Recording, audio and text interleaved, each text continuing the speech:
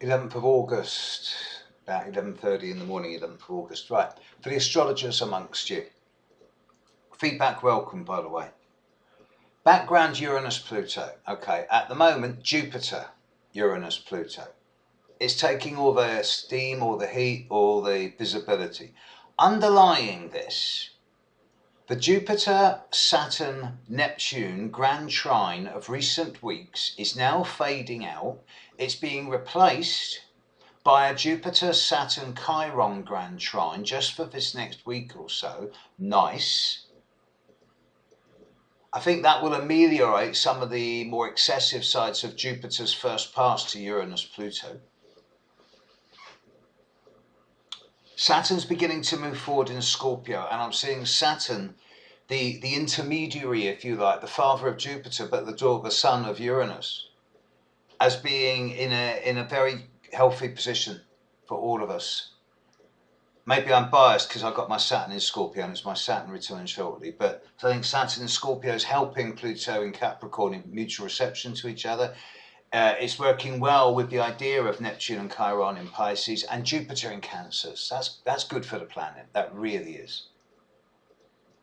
So I'm actually quite encouraged by the large amount of water energy that's underlying the big picture. You know, the big picture is Uranus, Pluto, and various connections by other planets to it. But underlying it, we've got a lot of outer planets in water signs over the coming 9 months.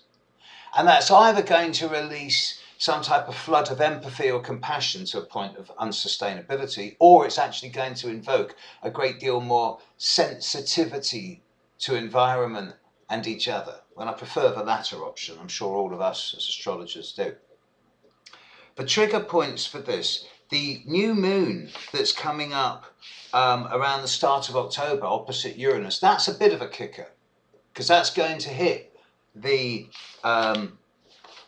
T-square with Uranus Pluto, yes. And the new moon on November the 3rd, conjunct Saturn. That's going to be an interesting one. But I think really, by the time we're into the end of August, start of September, we're going to see a start of a kind of superficial turnaround, at least on the surface. And for 3 or 4 months, we're not going to see the level of extremism or intensity or angst that a lot of people have been feeling in recent months.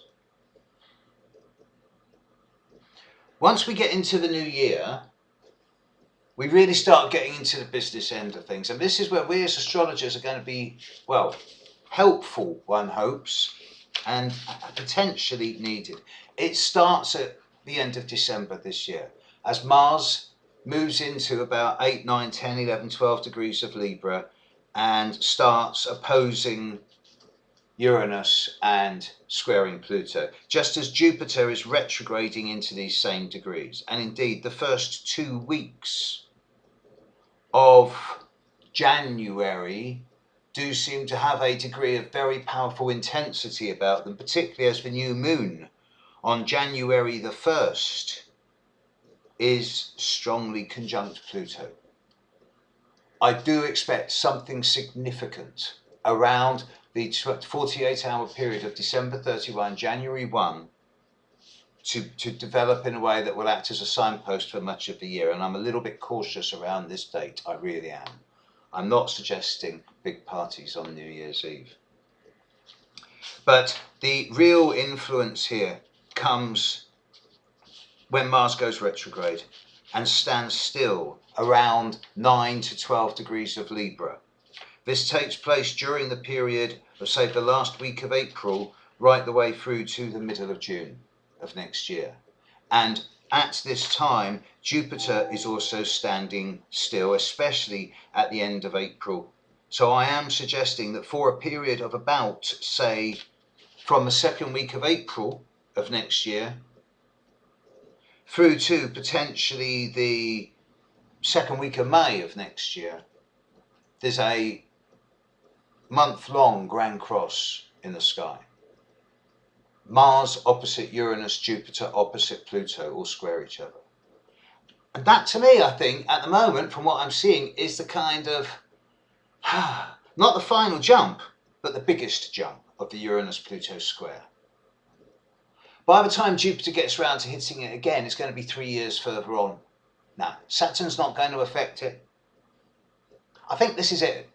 And as astrologers, you've got to stay on your toes, folks. You've got to be able to help people, because I think the coming 9 months, and particularly around April, May of next year, is when astrology is really going to come into its own and become a kind of lingua franca for the new emerging proper 21st century.